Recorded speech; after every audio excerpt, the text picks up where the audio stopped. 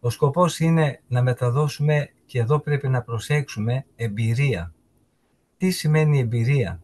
Σημαίνει επίγνωση του ποιοι είμαστε μέσα στην Ορθόδοξη Εκκλησία, ποιος είναι ο σκοπός μας και ποιος είναι ο προορισμός μας. Εμάς δεν μας ενδιαφέρει να κάνουμε την κατήχηση ένα είδος μετάγγισης επιστημονικών και άλλων ιστορικών και γεωγραφικών γνώσεων. Μας ενδιαφέρει πάνω απ' όλα να βοηθήσουμε το παιδί όχι απλώς να μορφωθεί, αλλά κυρίως να διαμορφώσει τον πνευματικό του εαυτό. Και τι σημαίνει διαμορφώνω? Σημαίνει ότι προσπαθώ να δημιουργήσω τον εαυτό μου, να τον καλλιτεχνήσω αν θέλετε, με πρότυπο το πρόσωπο του Κυρίου μας Ιησού Χριστού. Η επιστήμη κατά τους ειδικούς μορφώνει. Η Εκκλησία μεταμορφώνει, ενώ η κοσμική ζωή και η αμαρτία παραμορφώνει. Πρέπει λοιπόν να καταλάβουμε ότι η κατήχηση έχει σαν βασικό στόχο τη μεταμόρφωση του ανθρώπου, η οποία θα γίνει όχι με τη διδασκαλία απλώς, αλλά με τη συμμετοχή του πιστού και ιδιαιτέρως του παιδιού συνειδητά στο σωστικό έργο της Εκκλησίας, το οποίο εκφράζεται και υλοποιείται μέσα από τη μυστηριακή ζωή, με κορυφαίο μυστήριο αυτό της Θείας Ευχαριστίας. Επομένως, η κατήχηση είναι ένα πολύ βασικό στοιχείο στο πώς ο πιστός και ιδιαίτερα το παιδί, ο νέος άνθρωπος και οποιοσδήποτε που είναι κατηχούμενος, γιατί όλοι είμαστε κατηχούμενοι σε άλλο βαθμό ο καθένας μας, στο πώς θα μπορέσουμε να συνειδητοποιήσουμε ότι είμαστε μέλη του θεανθρωπίνου σώματος του Χριστού. Επομένως, η κατήχηση είναι ένα δώρο το οποίο δίνει το Πανάγιο Πνεύμα στους ανθρώπους που επιλέγει διαμέσου των επισκόπων, των κατατόπους επισκόπων και των βοηθών τους που είναι ιερείς, προκειμένου να μεταδώσουν στους πιστούς, σε αυτούς δηλαδή τους ανθρώπους που θέλουν να ζήσουν συνειδητά την ορθόδοξη πνευματική ζωή, τις εμπειρίες της χάριτος. Εδώ πρέπει να σταθούμε πάρα πολύ, με ιδιαίτερη προσοχή, διότι όπως είπαμε, εάν η κατήχηση έχει σκοπό μόνο και μόνο να ασχοληθεί με το πώς λειτουργεί η Ορθόδοξη Εκκλησία, με το πώς ο Κύριος μας δίδαξε, με όλα αυτά τα πώς, δεν θα έχει ουσία και αποτέλεσμα. Αντιθέτως, όταν ασχοληθούμε με το γιατί ο Κύριος σαρκώθηκε, γιατί ο Χριστός κήρυξε, γιατί σταυρώθηκε, γιατί αναστήθηκε και αναλήφθηκε, τότε αρχίζουμε ουσιαστικά να μπαίνουμε στο έργο της κατηχήσεως. Μην ξεχνάμε αυτό το οποίο είπαμε εξ αρχής, ότι η κατήχηση αρχίζει μέσα από το υπερό της Ιερουσαλήμ. Αυτό σημαίνει ότι κατηχώ, ερμηνεύεται ότι μεταφέρω αυτό το οποίο ζω εγώ σε εκείνους οι οποίοι βρίσκονται απέναντί μου και περιμένουν και αυτοί, και περιμένω μέσα από αυτά που θα τους πω να ζήσουν και αυτοί στο βαθμό που μπορούν αυτή την αγιοπνευματική εμπειρία που είναι η γεύση της Θείας Διδασκαλίας. Λέμε ότι η κατήχηση είναι ένα αγιοπνευματικό γεγονός. Γιατί? Διότι και η ίδια η λέξη κατήχηση σημαίνει ο ήχος, αυτή η βίαιη πνοή, όπως λέει ο Απόστολος Λουκάς στις πράξεις των Αποστόλων, που κατέβηκε από τον ουρανό μέσα στο υπερό της Ιερουσαλήμ και κάθισε με τη μορφή πυρήνων γλωσσών επάνω στις κεφαλές των μαθητών και με σκοπό να τους κάνει πλέον Απόστολους μέσα στον κόσμο. Δηλαδή κήρυκες της Ευαγγελικής αλήθειας. Το μεγάλο λοιπόν ερώτημα στο οποίο πρέπει να απαντήσουμε είναι το εξής. Όταν λέμε προετοιμασία Τι εννοούμε? Μία τυπική διαδικασία μελέτης, απομνημόνευσης και παρουσίασης ενός πνευματικού θέματος στις κατηχητικές μας συνάξεις ή μια συνολική προετοιμασία του εαυτού μας απέναντι στο γεγονός της κατηχήσεως? Εδώ πάλι θα σταθούμε για να κάνουμε μια διευκρίνηση. Εμείς νομίζουμε ότι η κατήχηση αρχίζει όταν είμαστε μπροστά στα παιδιά και ετοιμαζόμαστε να τους κάνουμε κάποιο μάθημα, να τους πούμε και κάποιο θέμα. Εδώ λοιπόν πρέπει να προσέξουμε. Η κατήχηση αρχίζει από την στιγμή που ο άνθρωπος καταλαβαίνει πώς πρέπει να σταθεί μέσα στην Ορθόδοξη Εκκλησία. Και τι εννοούμε πώς να σταθεί? Ότι θα πρέπει να είναι ένα ενεργό μέλος του σώματος του Χριστού. Φανταστείτε στον οργανισμό μας να υπάρχει ένα μέλος το οποίο δεν τροφοδοτείται ούτε από τα αιμοφόρα αγκία, ούτε από το οξυγόνο, ούτε από τα νεύρα. Αυτό το μέλος θεωρείται νεκρό και αργά ή γρήγορα θα αποκοπεί από τον υπόλοιπο οργανισμό, θα σαπίσει και θα αποβληθεί. Αυτό τηρουμένο των αναλογιών γίνεται και με τον πιστό, ο οποίος θέλει να κατηχήσει άλλους ανθρώπους. Πριν ξεκινήσει την κατήχηση, έχει αναρωτηθεί κατά πόσο είναι ένα πνευματικά συνδεδεμένο μέλος του σώματος του Χριστού, ένα οργανικό μέλος της Εκκλησίας. Το λέω αυτό γιατί ένας άνθρωπος ο οποίος δεν έχει μέσα του την χάρη του Παναγίου Πνεύματος, η οποία έρχεται μέσα από τον πνευματικό αγώνα, μέσα από την προσπάθεια κάθαρσης του εαυτού του, μέσα από την συνολική εναρμόνιση της ζωής του με τις ευαγγελικές αλήθειες.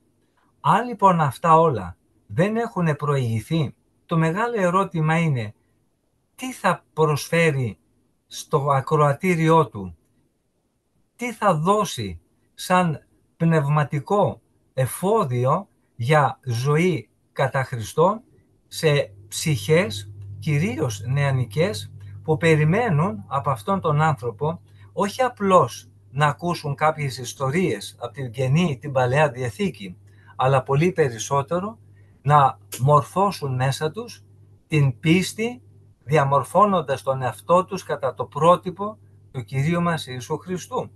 Μην ξεχνάμε ότι ο άνθρωπος έχει πλαστεί κατ' εικόνα Χριστού και κατά τον τύπο του Τιμίου Σταυρού.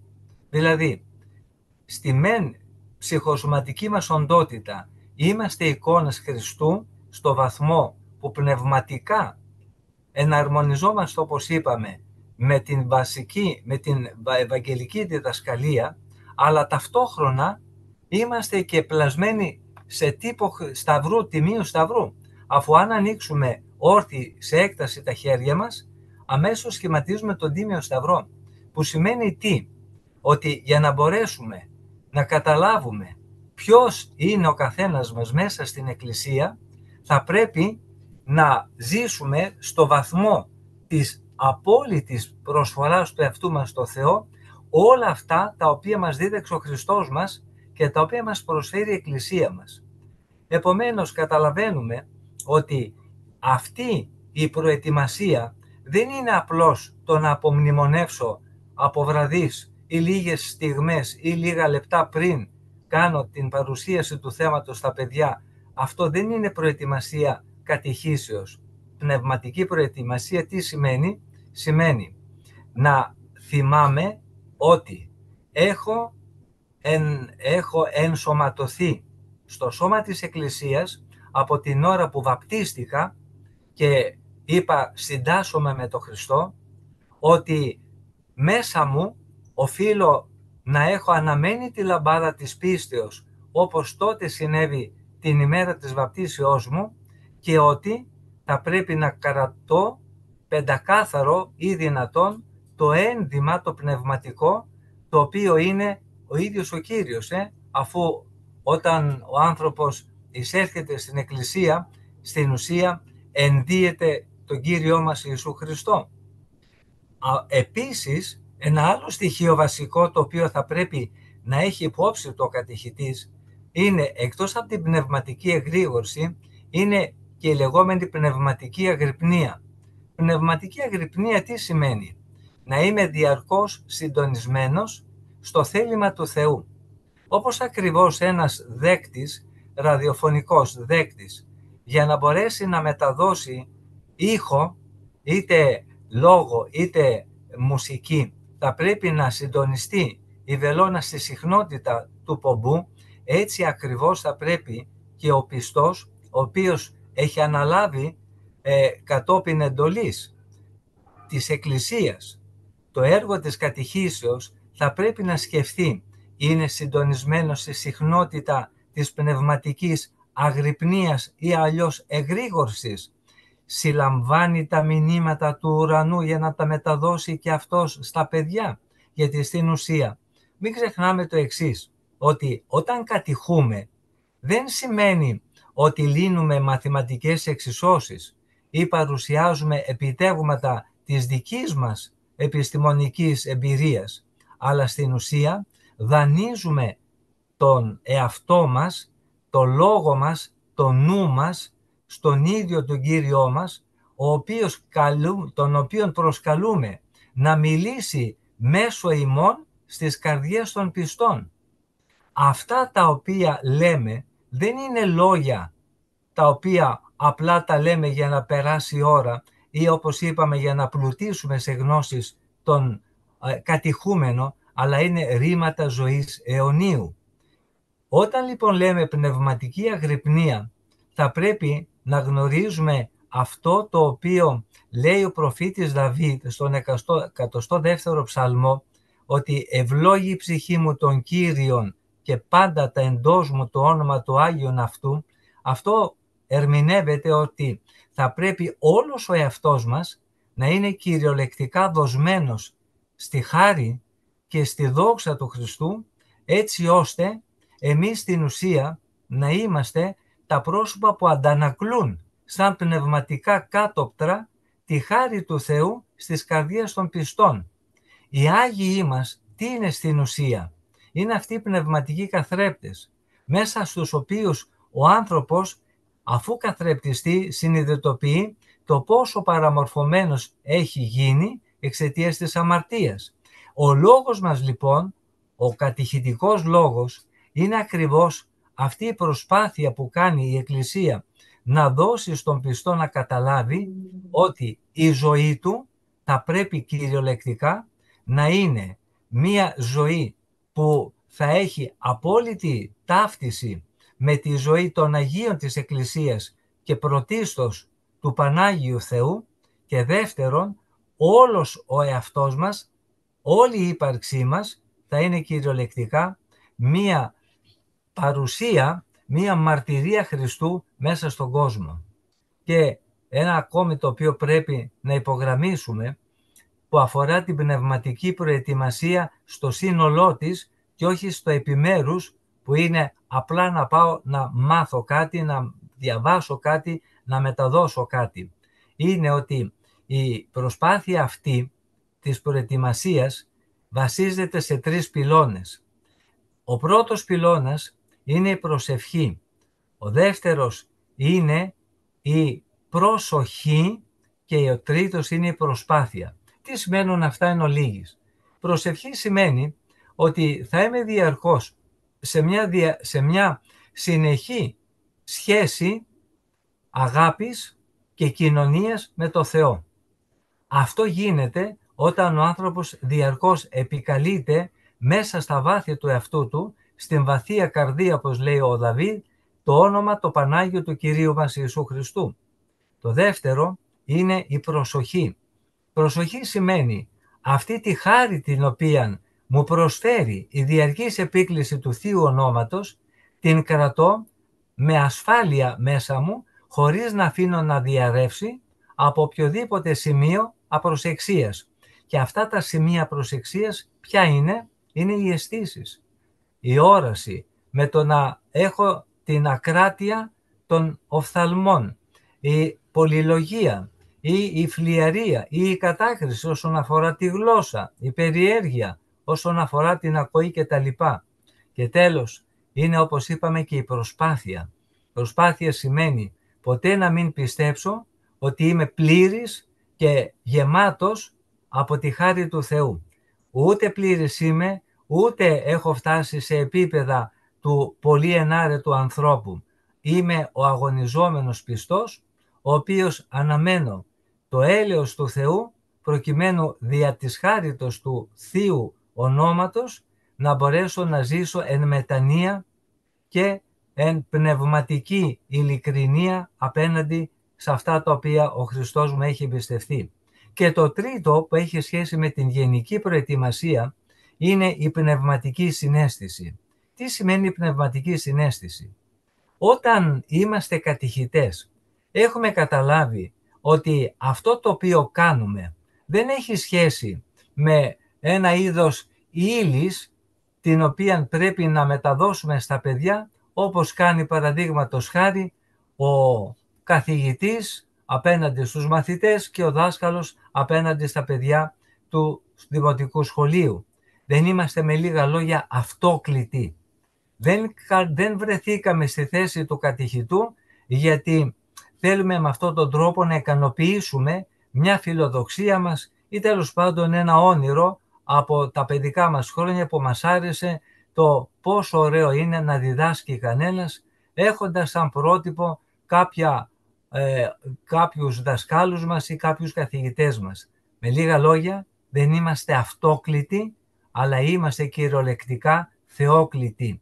Δεν είμαστε απλοί δάσκαλοι στην πνευματική ζωή, αλλά πάνω απ' όλα είμαστε φορείς εμπειρίας. Εάν εμείς δεν έχουμε κυριολεκτικά εντρυφήσει στο θέμα της πίστεως και αυτό γίνεται όχι διανοητικά, αλλά μέσα από τον τρόπο ζωής που επιλέξαμε. Αν με λίγα λόγια, το κέντρο του εαυτού μας, της ζωής μας, δεν είναι ο Χριστός, όπως είναι ο ήλιος μέσα στο γαλαξία μας, γύρω από τον οποίο περιστρέφονται όλοι οι πλανήτες, τότε το ερώτημα είναι τι θα μεταδώσω στα παιδιά, τι θα πω στα παιδιά ή σε αυτούς οι οποίοι βρίσκονται απέναντί μου, απλά και μόνο λόγια ωραία? Και τώρα πάμε στα πιο ειδικά και τα πιο συγκεκριμένα. Εμείς όταν διδάσκουμε έχουμε καταλάβει ότι πρέπει μέσα από τα λόγια μας η χάρις του Θεού να ενεργεί.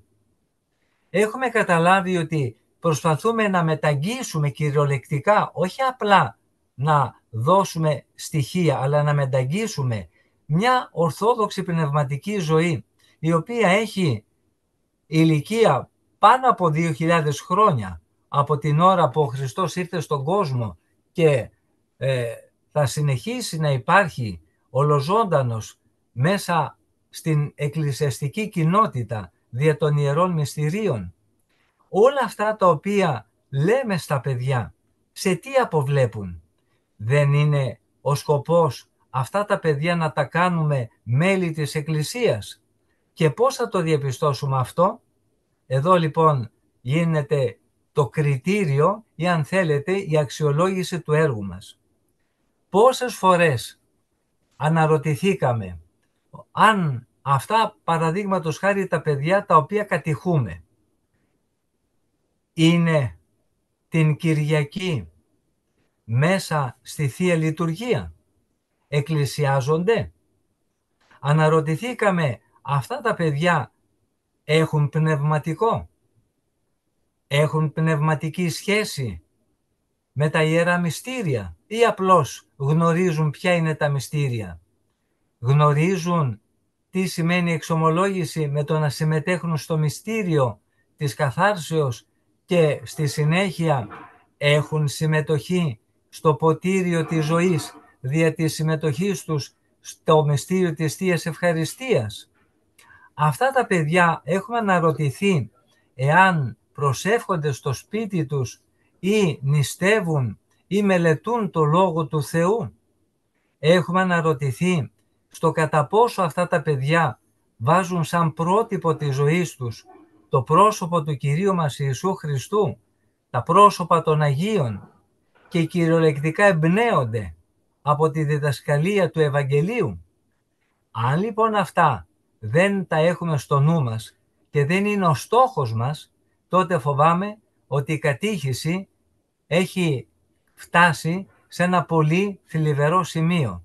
Να είναι απλά μία ωραία επικοινωνία του κατηχητή με τα παιδιά, να λέγονται ωραίες ιστορίες, όχι για να μορφώσουμε Χριστό, αλλά απλά και μόνο για να μπορέσουμε να κερδίσουμε τον θαυμασμό και ή πολλές φορές, αν αυτό μπορεί να συμβεί, και την εμπιστοσύνη των παιδιών. Αυτό τι σημαίνει?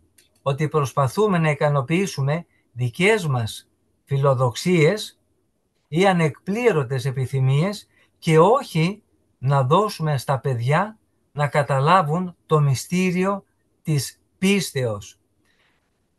Η Εκκλησία μας ποτέ δεν απέβλεπε στο να δημιουργήσει εντυπώσεις στους πιστούς με το κήρυγμά της.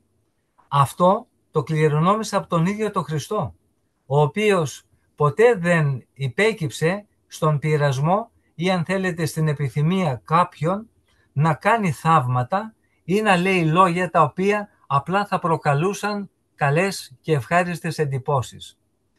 Ό,τι είπε ο Κύριος και ό,τι έκανε είχαν ένα στόχο όλα τα λεγόμενα και τα ενεργούμενα του Χριστού. Να μπορέσουν οι άνθρωποι μέσω αυτών να φτάσουν στην κατά Χριστόν ζωή που είναι η σωτηρία. Επομένως, το μεγάλο λοιπόν ερώτημα είναι, η κατήχησή μας αποβλέπει στη σωτηρία των παιδιών? Αποβλέπει στο πώς αυτά τα παιδιά θα καταλάβουν ότι η ζωή δεν είναι το φάγομεν πίωμεν, αλλά πάνω απ' όλα το πώς θα πολιτευθούμε πνευματικά μέσα στον κόσμο. Σκεφτείτε να έρχονται τα παιδιά στο κατηχητικό μόνο και μόνο για να γνωρίζονται μεταξύ τους, και αυτό πολύ καλό αλλά δευτερεύον, στο να κάνουμε ωραία και πολύ πρωτότυπα έργα με την έννοια των δραστηριοτήτων, καλλιτεχνικών και ούτω καθεξής, να κάνουμε εκδρομές, να κάνουμε ωραίες χοροδίες, να κάνουμε ωραία σκέτς σε μεγάλες εορτές, αλλά να μην έχουμε ακόμα φτάσει στο σημείο σε αυτά τα παιδιά να δώσουμε όραμα και προοπτική αιωνιότητος. Σκεφτείτε λοιπόν πόσο λάθος είναι αυτό και πόσο τελικά δεν έχει να ζηλέψει τίποτε από ένα έργο το οποίο θα μπορούσε να κάνει και ένας σύλλογος, έτσι, ο οποίος ασχολείται είτε με διάφορες εκδρομές, αν είναι φυσιολατρικός σύλλογος, είτε με αυτό που κάνουν οι πρόσκοποι, παραδείγματος χάρη, είτε με άλλου είδους τέτοιες δραστηριότητες. Εμείς λοιπόν δεν έχουμε τέτοιο σκοπό. Εμείς βλέπουμε τα παιδιά ως εικόνες Χριστού. Αυτό πρέπει να συνειδητοποιήσουμε.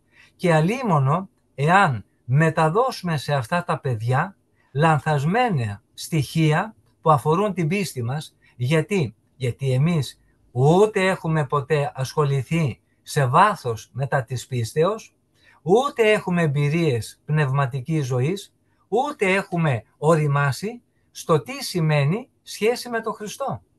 Τότε καταλαβαίνετε ότι αυτό το παιδί, το οποίο λανθασμένα στοιχεία θα εισπράξει από μας, με αυτά, μάλλον πάνω σε αυτά, θα οικοδομήσει το λεγόμενο πνευματικό του οικοδόμημα.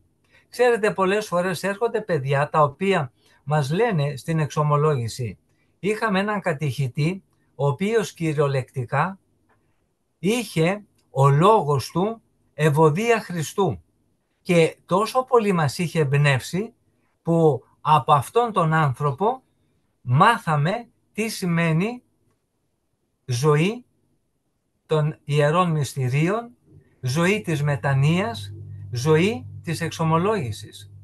Και πόσο πολύ διαφορετικό είναι αυτά που έχουμε πάλι ακούσει, ότι δυστυχώς Αυτά άκουσα κάποτε από τον κατηχητή μου ή την κατηχήτριά μου, που έχουν σχέση με την πνευματική ζωή, που ήταν λόγια κυριολεκτικά αποτρεπτικά της πνευματικής προσπάθειας. Γιατί? Διότι απέβλεπαν αυτά τα λόγια στο πώς θα κάνουμε καλούς ανθρώπους μέσα στην κοινωνία. Μα πάνω από το καλός άνθρωπος δεν είναι ο συνειδητοποιημένος χριστιανός?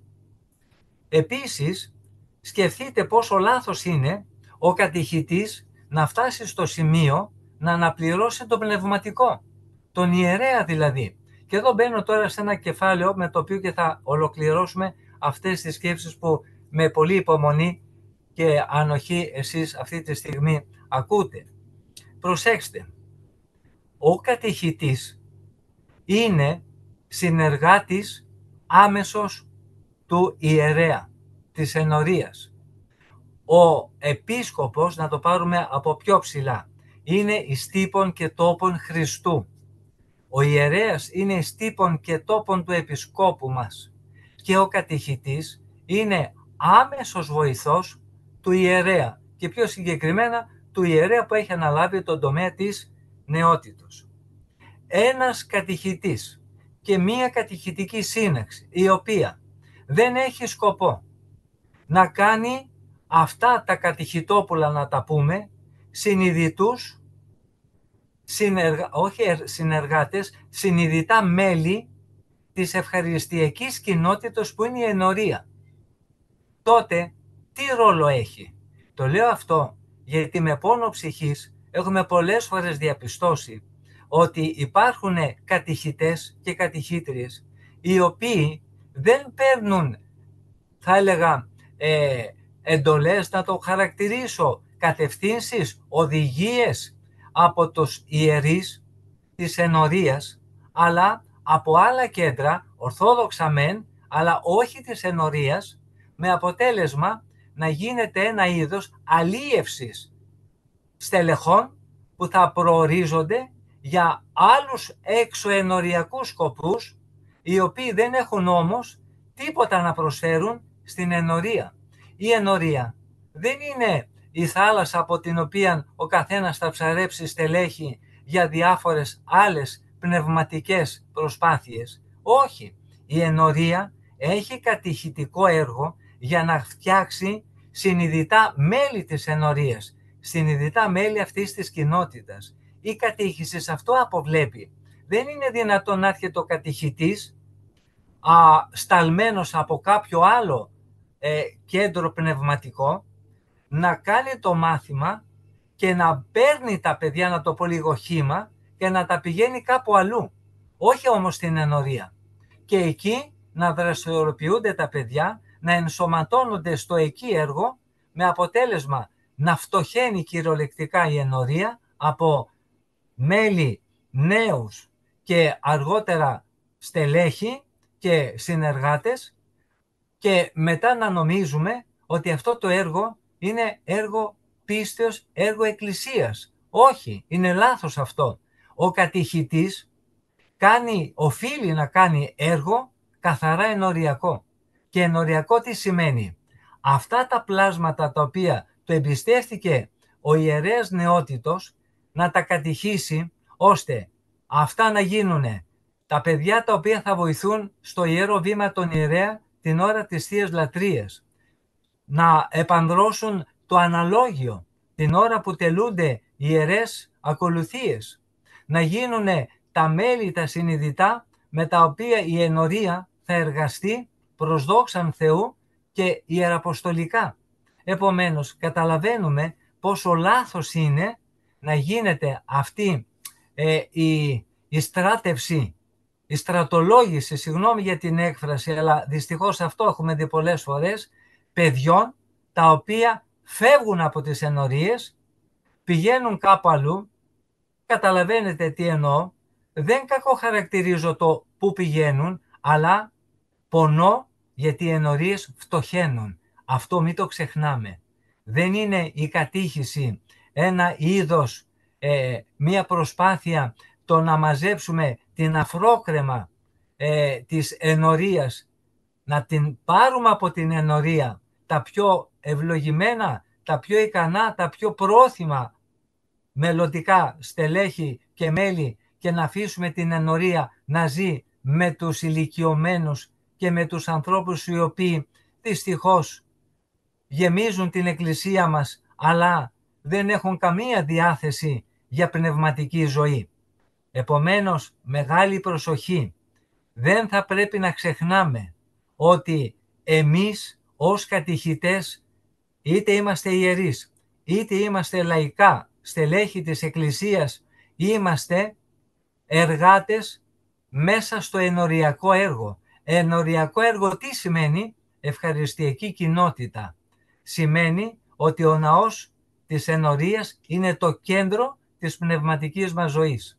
Και το τελευταίο ως κατάληξη είναι το εξής.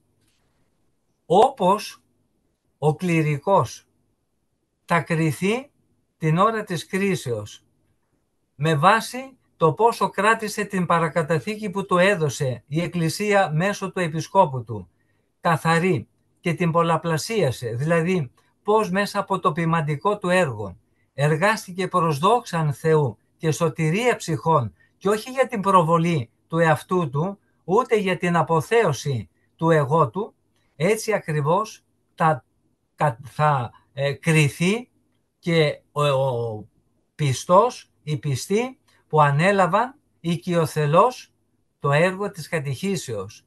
Ο Κύριος θα ρωτήσει την ημέρα της κρίσεως, έδωσες ατόφια τη διδασκαλία μου ανεπηρέαστη και πεντακάθαρη σε εκείνους οι οποίοι περίμεναν να κατηχηθούν? Έκανες έργο πνευματικό ή προσωπικό? Προσπάθησες μέσα από την προσευχή σου να στηρίξεις αυτούς τους ανθρώπους που σου εμπιστεύτηκε η Εκκλησία να κατηχήσεις, που σημαίνει πιο απλά και πρακτικά? Πόσοι από εμάς τους κατηχητές τα ονόματα των παιδιών μας τα έχουμε σημειώσει στο δίπτυχό μας, έτσι ώστε να μνημονεύονται σε κάθε Θεία Λειτουργία στην Ιερά Πρόθεση? Πόσοι από εμάς τους κατηχητές έχουμε κάθε βράδυ αφιερώσει έστω λίγα λεπτά στο να ζητούμε το έλεος του Θεού για αυτά τα μέλη της κατηχητικής μας συνάξεως? Πόσες φορές, ιδιαίτερα οι κοπέλες κατηχήτριες, ασχολήθηκαν με το να φτιάξουν ένα πρόσφορο για να το προσφέρουν στην Εκκλησία με τα ονόματα των παιδιών γραμμένα στο δίπτυχο για την πνευματική τους πρόοδο και για την πνευματική τους υγεία? Και τέλος, πόσο πολύ προσέξαμε μαζί με τα λόγια μας, την συμπεριφορά μας και, επιτρέψτε μου, και την εμφάνισή μας. Δεν σας κρύβω έναν τεράστιο πόνο που δοκιμάζουμε ως ιερείς όταν βλέπουμε ανθρώπους που έχουν αναλάβει το έργο της κατηχήσεως να μην μιλάνε με την γλώσσα του σώματος, ακόμα και της εμφάνισής τους, στα παιδιά. Σκεφτείτε πόσο πολύ επηρεάζονται αυτά τα παιδιά όταν βλέπουν μία κατηχήτρια ή έναν κατηχητή απέναντί τους που δεν είναι σωστά ενδεδειμένος, και καταλαβαίνετε τι εννοώ, ούτε έχουν φρόνημα, δηλαδή συμπεριφορά πνευματική. Αυτή η συμπεριφορά και αυτή η εμφάνιση, ξέρετε πόσο πολύ επηρεάζει ένα παιδί? Όπως ένας ιερέας όταν δεν είναι στο ύψος των περιστάσεων ευρισκόμενος, σκανδαλίζει με την μορφή του, ακόμα και με τις κινήσεις του, ακόμα και με την λανθασμένη συμπεριφορά του τους πιστούς, έστω και αν είναι ένας άριστος κατά τα άλλα θεολόγος. Έτσι ακριβώς συμβαίνει και με έναν κατηχητή, ο οποίος μπορεί να είναι άριστος στο πώς θα μιλήσει, αλλά να παίρνει κακό βαθμό στο πώς εμφανίζεται μπροστά στα παιδιά. Παίζει μεγάλο ρόλο το να προσέχουν οι κατηχητές μας την λεπτομέρεια, η οποία δεν είναι σχολαστικισμός, αλλά είναι θέμα ευαισθησίας πνευματικής και εγρήγορσης. Πόσες φορές έχουν έρθει γονείς και μας λένε, το παιδί μου θέλει να κάνει αυτό ή θέλει να φορέσει εκείνο, γιατί το είδα από την κατηχήτρια ή από τον κατηχητή. Καταλαβαίνετε λοιπόν πόσο πολύ επηρεάζουμε το κάθε παιδί που είναι ένα αγνό πλάσμα, όχι μόνο με τα λόγια, αλλά και με την εν γέννη συμπεριφορά μας. Επομένως, για να ολοκληρώσουμε, το έργο της κατηχήσεως είναι αγιοπνευματικό έργο. Η κατήχηση σαν προετοιμασία δεν περιορίζεται στο να μελετήσω βιαστικά και επιπόλαια το μάθημα προκειμένου να το απομνημονεύσω για να πάω να το πω στα παιδιά. Είναι η προετοιμασία έργο συνολικό και αφορά όλη τη ζωή του ανθρώπου. Σε όλη μας τη ζωή πρέπει να είμαστε προετοιμασμένοι να δώσουμε λόγο, αγαθό, σε εκείνον που μας το ζητάει, στην προκειμένη περίπτωση τα παιδιά. Και ο λόγος αυτός να μην είναι λόγος εγκεφαλικός, διανοητικός, αλλά αγιοπνευματικός και βαθύτατα εμπειρικός. Για άλλη μια φορά θέλω να σας ευχαριστήσω για την υπομονή σας. Ελπίζω να μην σας εξάντλησα αυτή την υπομονή και αν κάτι έμεινε το οποίο νομίζω ότι μπορούμε να το συζητήσουμε, είμαι στη διάθεσή σας. Χριστός Ανέστη. Ήθελα να ρωτήσω, πατέρα, σεβάσμη πατέρα, αυτά τα εξωενοριακά κέντρα που προσπαθούν να ψαρέψουν φωτεινά μυαλά ή δραστήριους ανθρώπους πιστούς, μπορεί να αντιμετωπίσει η Εκκλησία ή πρέπει όλοι μας να τα περιθωριοποιήσουμε ως προς την προσπάθειά τους να πάρουν τον υγιή κόσμο, τον νέο κόσμο από τις ενορίες. Και δεύτερον, θέλω να ρωτήσω, εάν κατηχητικά σχολεία έχουν δικαίωμα, πάλι εισαγωγικά, να κάνουν μόνο οι ενορίες ή και κάποια μοναστήρια. Συμβαίνει νομίζω και αυτό. Ευχαριστώ πάρα πολύ για την ερώτηση. Αρχίζω από το δεύτερο σκέλος. Δόξα τω Θεώ, υπάρχουν πολλά μοναστήρια που δεν κάνουν μόνο κατήχηση, αλλά ήδη ετοιμάζονται να κάνουν και κατασκήνωση τώρα εν ώψη του καλοκαιριού. Και είναι τεράστια η συνεισφορά τους στο να κάνουν αυτά τα παιδιά να αγαπήσουν την Εκκλησία. Αλλά το κάνουν με πολλή διάκριση και πάντοτε σεβόμενοι ή οι πατέρες ή οι αδελφές που έχουν ασχοληθεί με αυτό το πολύ σπουδαίο έργο, σεβόμενοι την ενορία του κάθε παιδιού. Αυτό το οποίο τους τονίζουν είναι ότι ό,τι δουν και ό,τι πάρουν από τη ζωή την κατασκηνωτική μέσα σε μια μονή θα το μεταδώσουν στους φίλους και στους ανθρώπους οι οποίοι βρίσκονται είτε στο ναό, είτε στη γειτονιά τους, είτε μέσα στο συγγενικό τους περιβάλλον. Έχει μεγάλη σημασία ο ιερέας να έχει μια πολύ ευλογημένη σχέση με αυτά τα ιερά μοναστήρια, έτσι ώστε να αποτελούν αυτές οι προσπάθειες μια τονωτική ένεση στο ενοριακό νεανικό έργο της ενορίας. Είναι μεγάλη υπόθεση. Όσον αφορά τώρα το πρώτο, δυστυχώς, οι ανάγκες πολλές φορές κάποιων ενοριών οδηγούν τους ιερείς να αναζητήσουν βοήθεια από τέτοια κέντρα. Εδώ λοιπόν θα πρέπει οι ιερείς να μην επαναπαυθούν στο ότι εντάξει, αφού γίνεται η δουλειά μας, έχουμε κατηχητικό, απαντούμε στα όσα μας λέει η προϊσταμένη μας αρχή για το νεανικό έργο, είναι αρκετά. Θα πρέπει σιγά σιγά, αφού ξεκινάνε από αυτό το αρνητικό σημείο που να μην έχουν ενοριακά στελέχη, να δημιουργήσουν τέτοια στελέχη με αποτέλεσμα σιγά σιγά να πάρουν στα χέρια τους την ευθύνη του ενοριακού κατηχητικού έργου. Δεν θα μαλώσουμε, δεν θα τσακωθούμε, δεν θα έρθουμε σε σύγκρουση με κανέναν, αλλά θα διαμορφώσουμε συνθήκες ώστε η ενορία να τρόποντινά ενεργεί αυτόνομα και με τα δικά της τα στελέχη για να μπορέσει να συνεχίσει αυτή τη νεανική κατηχητική προσπάθεια. Αυτή λοιπόν θα έλεγα είναι η καλύτερη συμπεριφορά μας, ώστε ούτε να στενοχωριόμαστε, ούτε να ερχόμαστε σε σύγκρουση, ούτε να λέμε λόγια τα οποία μόνο τον πονηρό κάνουν να χαίρεται. Και αυτοί οι άνθρωποι κάνουν δουλειά, δεν μπορούμε να τους αρνηθούμε, αλλά ας μην απογυμνώνουμε τις ενορίες από τα ικανά στελέχη. Αυτό το λέω και το υπογραμμίζω. Εγώ ήθελα να σας ρωτήσω, πατέρα, πώς μπορούμε να βοηθήσουμε τα παιδιά να μπαίνουν μέσα στην εκκλησία, να κάθονται. Ειδικά όταν ο καιρός είναι τόσο καλός, όταν τους επιτρέπονται τα κινητά. Πώς, τι θα κάνουμε. Το πρώτο κατηχητικό είναι η οικογένεια. Μην το ξεχνάμε. Και η πρώτη κατηχήτρια και ο πρώτος κατηχητής είναι ο πατέρας και η μάνα, αντιστοίχως. Από εκεί ξεκινάει η κατήχηση.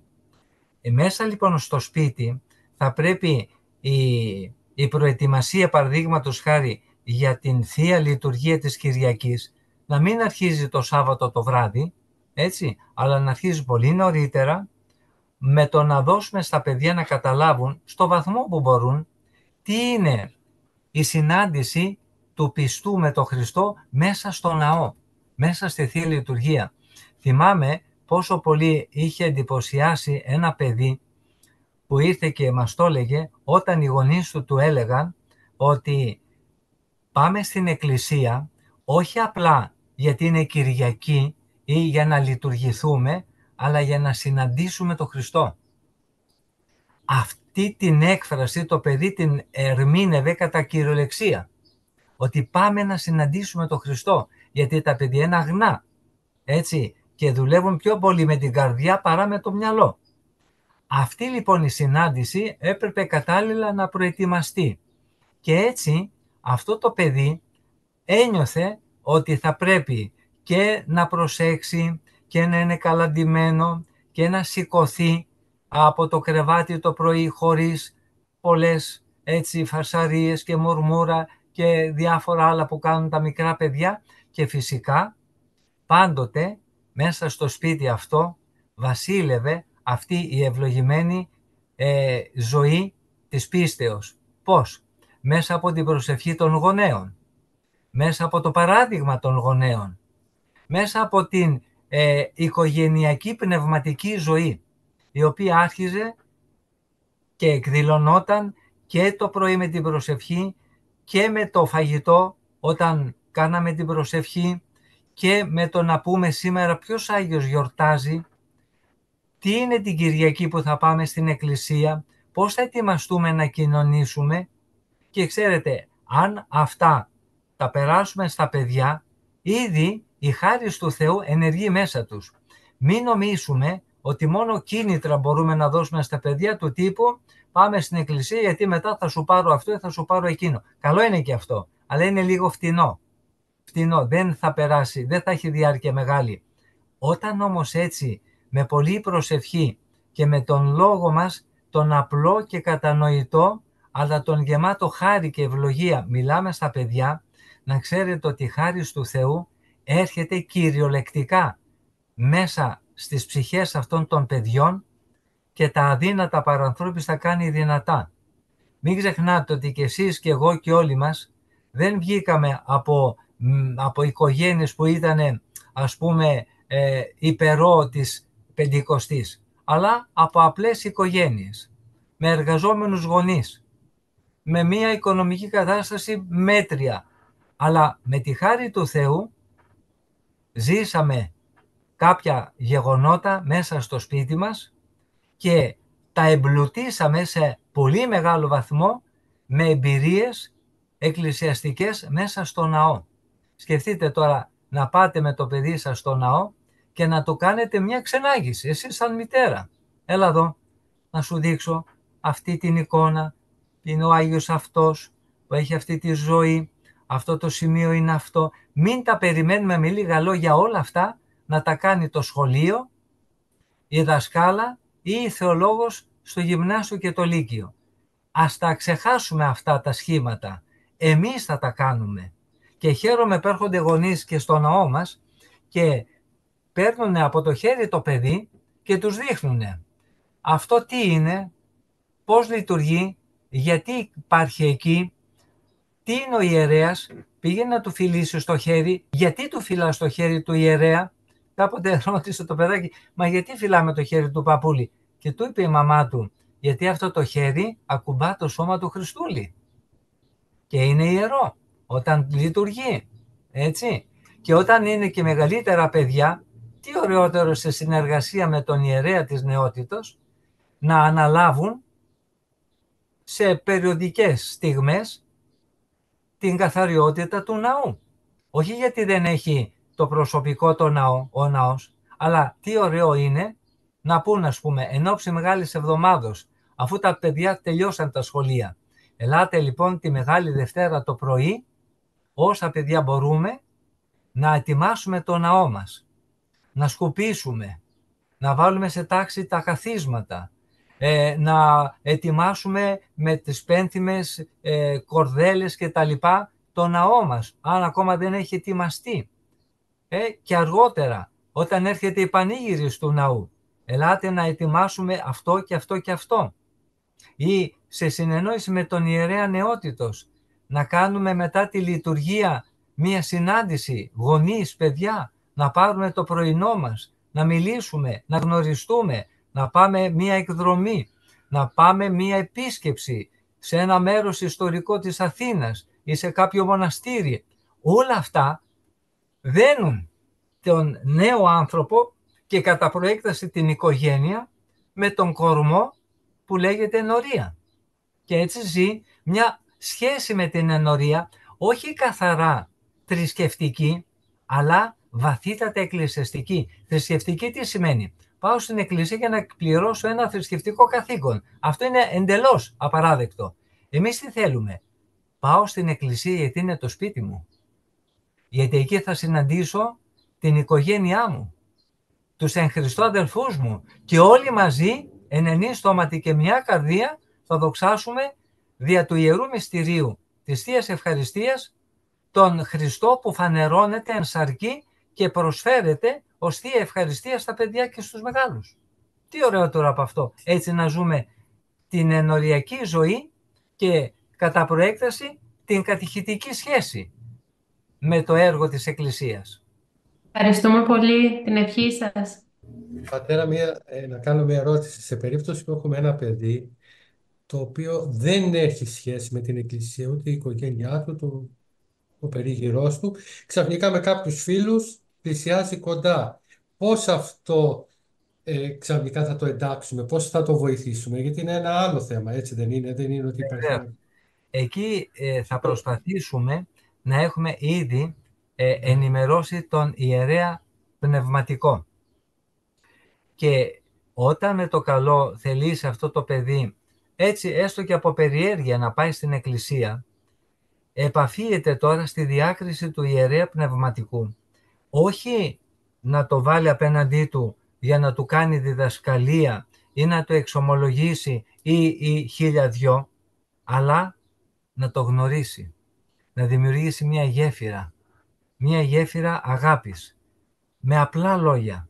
Δεν σας κρύβω ότι έχουν έρθει στο ναό μας πολλά παιδιά τα οποία δεν είναι καθόλου σχετικά με την Εκκλησία. Τώρα γιατί ήρθαν? Είτε γιατί κάποιος φίλος τους έφερε, είτε από περιέργεια, είτε πολλές φορές από ανάγκη. Ιδιαίτερα τώρα που είναι και οι εξετάσεις, θα έχουμε τέτοιες περιπτώσεις.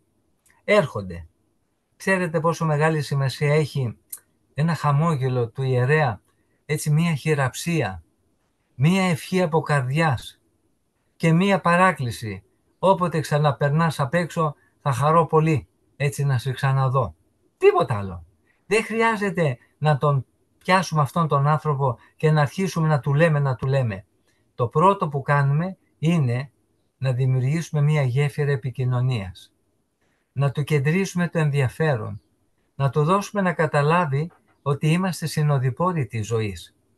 Με άλλο ρόλο ο καθένας μας. Αλλά πάνω απ' όλα με αγνό ενδιαφέρον. Δεν θέλουμε να κάνουμε εμείς ένα κόμμα θρησκευτικό ώστε να βάλουμε ψηφοφόρους δίπλα μας.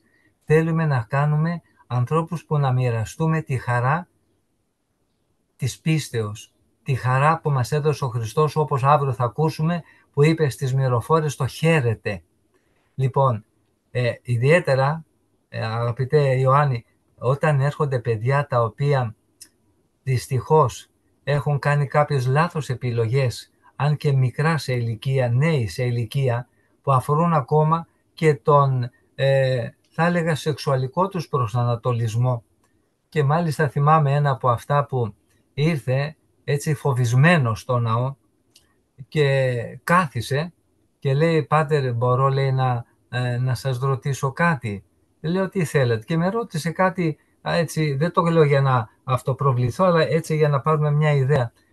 Κάτι άσχετο. Λέω, «Με τι ασχολείσαι, πού πηγαίνεις, τι κάνεις?» Πιάσαμε λίγο την κουβέντα για άσχετα πράγματα, δεν είχαν σχέση με θέματα πίστεως, και μου λέει στο τέλος, μου λέει, «Ξέρετε, Πάτερ, χάρηκα πολύ που μιλήσαμε». Λέω, «Γιατί?» Γιατί λέει, «Φοβόμουνα». Λέω, «Τι φοβόσουνα?» «Ξέρετε», λέει, «εγώ δεν είμαι αυτό που βλέπετε. Έχω κάνει κάποιες άλλες επιλογές στο ερωτικό κομμάτι της ζωής μου που αφορά τον εαυτό μου. Και πίστευα ότι μόλις αυτό θα το αντιλαμβανόσασταν, θα με διώχνατε ή θα μου λέγατε ότι εδώ δεν είναι ο χώρος που μπορείς να σταθείς». Το παιδάκι μου, λέω, «Αλίμονο, εσένα σε έφερε ο Θεός στην εκκλησία, σε έφερε ο Θεός εδώ. Ποιος είμαι εγώ που θα σε διώξω από το σπίτι του Θεού, και μάλιστα όταν έχεις τόσο καλή διάθεση?» Και αυτός ο άνθρωπος, με αυτά τα απλά λόγια, για να μην σας λέω πολλά, τρόπον τεινά μαλάκωσε, γλυκάθηκε. Και από τότε υπάρχει μια ολόκληρη ιστορία, δόξα τω Θεώ. Όπως επίσης και μια άλλη περίπτωση, Γιάννη, που φεύγοντας τα βράδια από το ναό παλιότερα, υπήρχε ένα παλικάρι που καθόταν σε ένα παγκάκι της πλατείας που περιβάλλει το ναό και κοίταζε προσεκτικά, με κοίταζε προσεκτικά, δεν μιλούσε. Εντάξει, αυτό το έβλεπα εγώ τα βράδια συνήθως. Κάποια στιγμή τόλμησε και ήρθε και μου λέει, «Πάτερ, φεύγετε?» Λέω, «Ναι». «Μπορώ κάποια στιγμή να έρθω να σας μιλήσω?» Λέω, «Βεβαίως και να έρθεις». Και από εκεί και μετά, και αυτό το παιδί είχε μεγάλα προβλήματα οικογενειακά, γι' αυτό και καθόταν κάθε βράδυ έξω από το σπίτι, και βρήκε λιγάκι αυτό που λέμε αποδοχή. Δεν υπάρχει μεγαλύτερη ευλογία από το να δώσουμε στους ανθρώπους να καταλάβουν ότι η Εκκλησία είναι μάνα. Είναι μάνα και δέχεται τους πάντες, όποιοι κι αν είναι αυτοί, αφού ο Θεός τους φέρνει, πώς εμείς θα γίνουμε εμπόδιο και θα τους διώξουμε.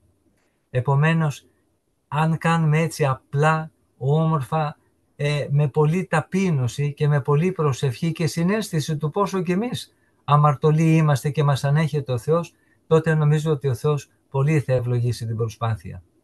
Ευχαριστούμε πολύ. Κυρία Βαλεντίνη. Ναι, πάρα πολύ πολύτιμες οι συμβουλές σας, πατέρα Ματθέ. Εγώ έχω σημειώσει και για του χρόνου.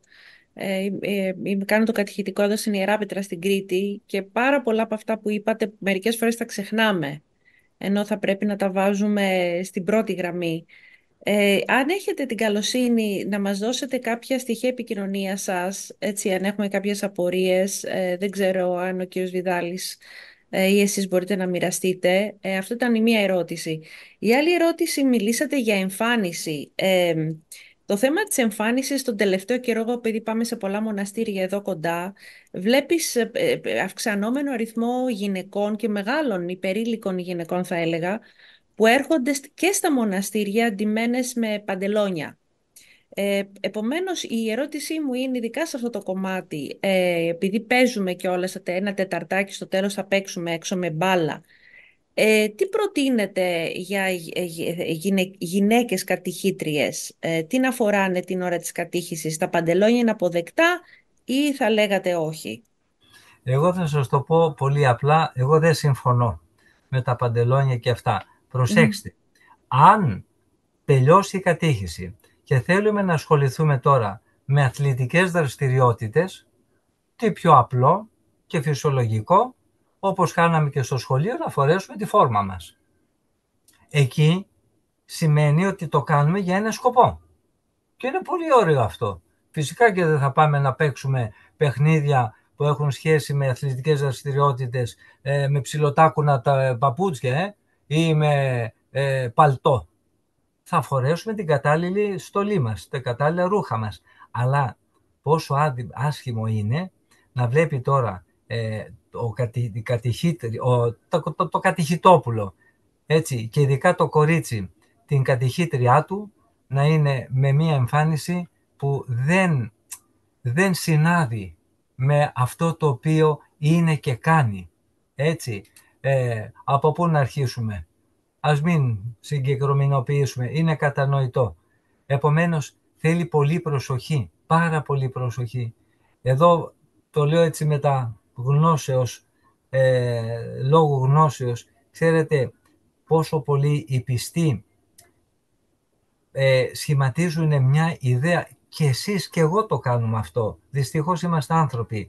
Ακόμα και με τους λειτουργούς, οι οποίοι κάπου βάζουν σε προτεραιότητα την εμφάνιση μέσα από τις ιερατικές στολές, από την έμπνευση. Έτσι, είτε λέγονται ιερείς, είτε λέγονται αρχιερείς κτλ. Δεν λέω να είμαστε ρακένδυτοι και αξιοθρήνητοι με την εμφάνισή μας, αξιοπρεπείς, αλλά όχι εξεζητημένα πράγματα και προκλητικά. Το ίδιο και στην κατήχηση. Έτσι, θέλουν όλα μέτρο, διάκριση. Αυτό είναι που πρέπει να καλλιεργήσουμε στη ζωή μας. Και όχι μόνο όταν είμαστε μπροστά στα παιδιά και κάνουμε κατηχητικό. Ξέρετε πόσες φορές έχουμε συναντήσει, και όταν ήμασταν και εμείς κατηχητόπουλα, τον κατηχητή μας, την κατηχήτριά μας, στο δρόμο, στο σούπερ μάρκετ, ξέρω εγώ, στο λεωφορείο τότε, στο τρένο. Λοιπόν, όταν μας έλεγε, έλεγε η κατηχήτρια ότι να προσέχετε αυτό, εκείνο, το άλλο, και εμείς βλέπαμε μετά την κατηχήτριά μας να είναι απέναντι σε όλα όσα είχε πει ασυνεπής, σκεφτείτε μέσα μας τι γινόταν, ένα είδος γκρεμίσματος, κατεδαφιζόντουσαν όλες αυτές οι ιδέες που είχαμε για αυτό το πρόσωπο. Αντίθετα, όταν βλέπαμε την κατηχήτριά μας ή τον ιερέα μας ή τον οποιονδήποτε που έχει σχέση με την Εκκλησία να είναι παντού ο ίδιος, τον θαυμάζαμε και τον κάναμε πρότυπο. Έτσι, αυτά μην τα αφήνουμε να μας διαφεύγουν της προσοχής μας, γιατί είπαμε, η κατήχηση δεν γίνεται μόνο δια του λόγου, γίνεται δια του παραδείγματος. Μην το ξεχνάμε αυτό. Και είναι και πιο ηχηρή αυτή η κατήχηση. Μεγάλη ευθύνη. Ευλογείτε σας. Ευχαριστώ πολύ. Ευχαριστώ πάρα πολύ.